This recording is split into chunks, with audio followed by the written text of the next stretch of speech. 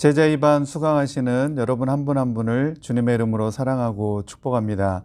코로나로 인해서 우리가 함께 만나서 공부하지 못하고 영상으로 이렇게 대신 만나게 되었습니다. 오늘 첫 번째 강의는 사도신경 전반부에 있는 내용입니다. 우리 기독교 신앙 교리로서 중요한 세 가지가 있습니다. 주기도문과 십계명, 그리고 사도신경입니다. 우리는 매 주일 예배 때마다 이 사도신경을 고백하고 있습니다. 사도신경은 사도들의 신앙 고백 전통을 따라서 우리도 그렇게 고백하고 있는 것입니다. 그래서 우리가 첫 번째로 생각해 보아야 될 부분은 이 사도신경이 왜 생겨나게 되었느냐라고 하는 사도신경의 유래입니다.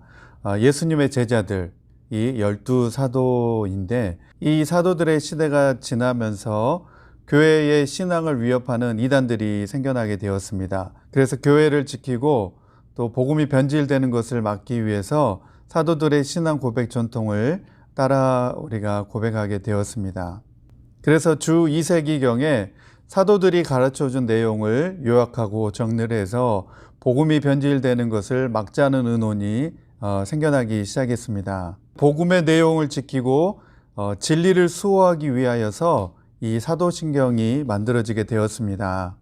실제로는 AD 100년경에 사도들의 신앙의 핵심을 담은 신앙 규율이 교리문답으로 만들어졌고 AD 300년경에 이것이 좀 더 다듬어져서 지금과 같은 사도신경의 고백문이 만들어지게 되었습니다. 그래서 사도신경을 한마디로 요약한다면 우리가 믿는 정통 신앙의 진리를 요약하고 정리해 놓은 복음의 진수입니다. 그래서 사도신경은 우리가 믿는 바가 무엇이고 그리고 우리가 무엇을 전해야 되는지 알게 해주면서 또 잘못된 가르침, 거짓 진리는 무엇인지 분별하도록 해주는 신앙 고백입니다. 자, 본격적으로 사도신경 첫 번째 고백은 전능하사 천지를 만드신 하나님 아버지를 내가 믿사오며 라고 그렇게 고백하고 있습니다.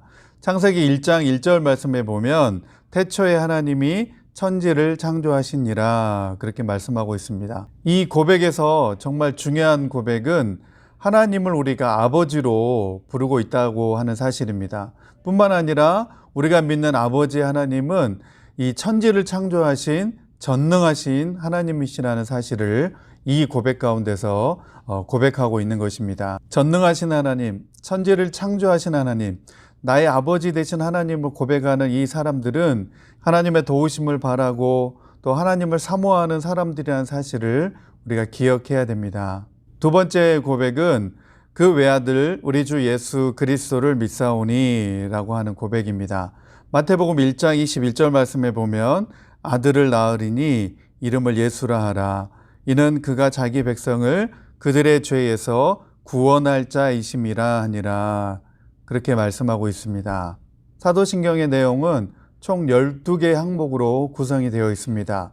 그리고 그중 6개 항목이 바로 예수님에 대해서 말씀하고 있습니다. 다시 말해서 사도신경의 절반이 바로 예수님에 대한 내용이라고 해도 과언이 아닙니다. 이 예수님에 대한 6개 항목은 또 두 부분으로 나누어 줄 수 있는데 첫 번째는 예수님은 누구신가 라고 하는 내용과 예수님은 무엇을 하셨는가 라고 하는 그 내용으로 크게 두 부분으로 이렇게 나누어지고 있습니다. 예수님은 무엇을 하셨는가에 대한 내용 가운데서 예수님의 탄생과 그리고 죽으심 그리고 부활과 승천 그리고 마지막으로 예수님이 다시 오시는 재림에 대한 말씀을 이 고백 가운데 하고 있습니다. 세 번째 사도신경 고백은 성령으로 잉태하사 동정녀 마리아에게 나시고 라고 말씀하고 있습니다. 이 동정녀 탄생에 대해서는 이사야 7장 14절 말씀에 이미 예언한 내용이었습니다. 그러므로 주께서 친히 징조를 너희에게 주실 것이라. 보라, 처녀가 잉태하여 아들을 낳을 것이요 그의 이름을 임마누엘이라 하리라. 아멘. 이 동정녀에 대한 탄생은 바로 마리아의 순종으로 인해서 성취되어지게 됩니다.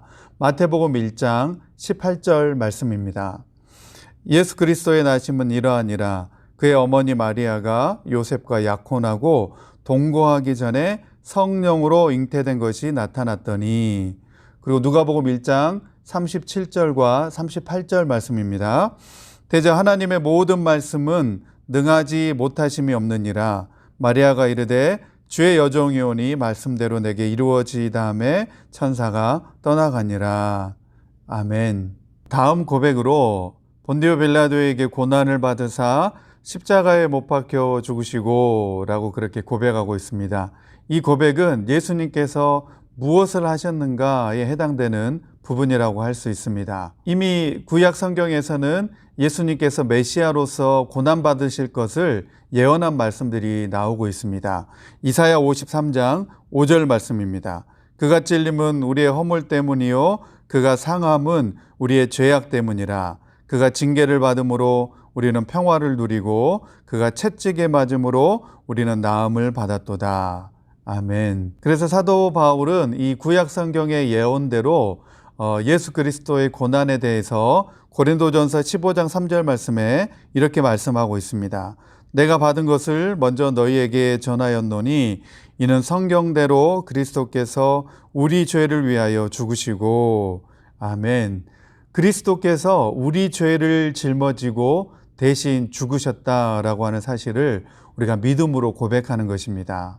그리고 예수님은 십자가에서 죽으셨을 뿐만 아니라 사흘 만에 부활하셨습니다. 그 다음 고백이 장사한 지 사흘 만에 죽은 자 가운데서 다시 살아나시며 라고 고백하고 있습니다. 이 고백이 우리 믿는 기독교 성도들에게 너무나 중요한 고백입니다. 예수님이 죽으셨을 뿐만 아니라 3일 만에 다시 살아나셨다고 하는, 부활하셨다고 하는 이 고백이 우리 믿는 신자들에게 너무 중요한 고백입니다.